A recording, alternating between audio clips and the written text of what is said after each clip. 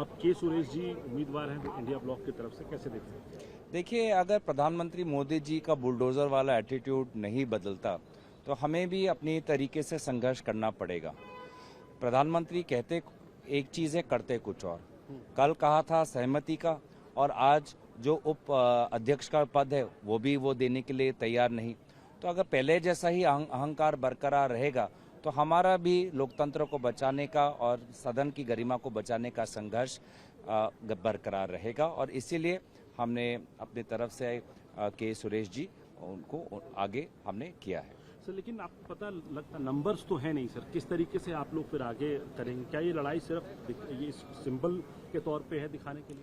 लड़ाई देश को बताने की है कि विपक्ष जागरूक है, विपक्ष सतर्क है, और जिस आशा के साथ देशवासियों ने विपक्ष को जिताया, आशीर्वाद दिया, उसी आशीर्वाद के साथ हम अपना कर्तव्य निभाएंगे। आखिरी सवाल सर, क्योंकि इसके बाद में सरकार की तरफ से पीयूष गोयल सामने आए, जेडीयू के नेता ललन सिंह जी सामने आए, उन्होंने कहा कि हम तैयार थे। ये आश्वासन दिया गया था कि जब उपाध्यक्ष का चुनाव होगा तब कंसेंसस से बात कर ली जाएगी, लेकिन कांग्रेस और इंडिया ब्लॉक की जो पार्टियां हैं वो अड़ी रही इसी बात पर, और ये शर्तों पर लोकतंत्र नहीं चलता है। देखिए, इस प्रकार की बातें हम पिछले 10 साल से सुनते आ रहे हैं।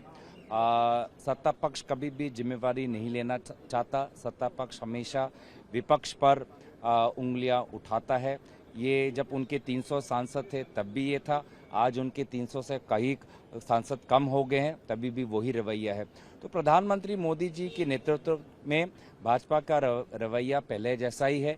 कल के भाषण में भी आपने सुना होगा, प्रधानमंत्री मोदी जी ने दुनिया भर की बातें की, लेकिन मणिपुर का जिक्र नहीं किया।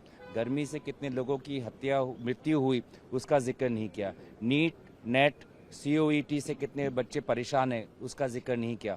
जम्मू में जो हिंसा हुआ, उत्तर पूर्वांचल में जो बाढ़ हुई, विभिन्न जगहों पर जो पुल टूट रहे हैं, सभी का जिक्र नकारते हुए उन्होंने देश के वर्तमान की जो सबसे बड़ी मुद्दे हैं, समस्या हैं, उनको नकारा है।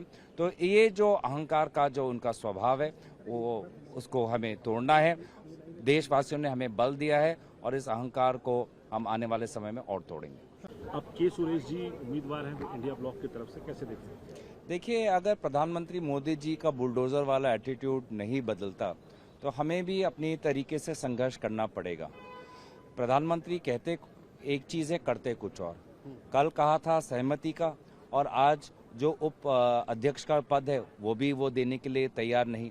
तो अगर पहले जैसा ही अहंकार बरकरार रहेगा तो हमारा भी लोकतंत्र को बचाने का और सदन की गरिमा को बचाने का संघर्ष बरकरार रहेगा। और इसीलिए हमने अपनी तरफ से के सुरेश जी उनको आगे हमने किया है। सर, लेकिन आपको पता लगता नंबर्स तो है नहीं सर, किस तरीके से आप लोग फिर आगे करेंगे? क्या ये लड़ाई सिर्फ ये सिंबल के तौर पे है, दिखाने के लिए?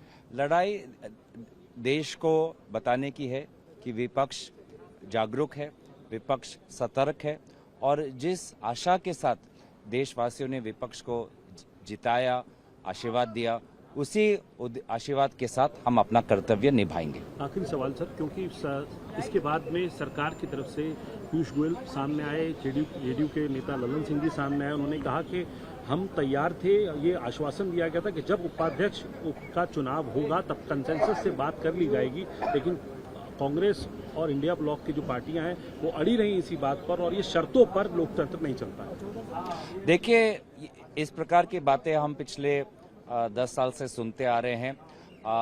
सत्ता पक्ष कभी भी जिम्मेवारी नहीं लेना चाहता। सत्ता पक्ष हमेशा विपक्ष पर उंगलियां उठाता है।